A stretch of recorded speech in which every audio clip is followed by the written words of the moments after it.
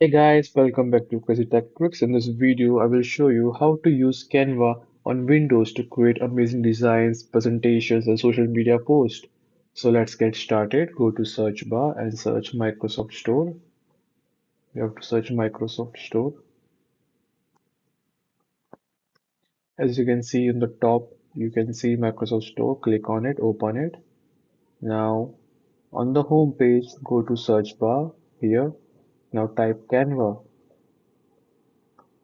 Press enter key. As you can see here on the first Canva, click on it. Now, as you can see, I have already installed it. So in your PC, you have to download it.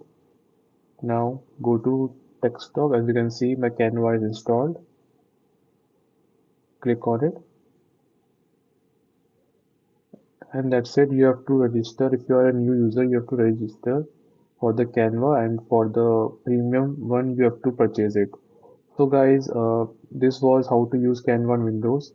If this video was helpful, give it a thumbs up and subscribe for more tech tips. See you in next video.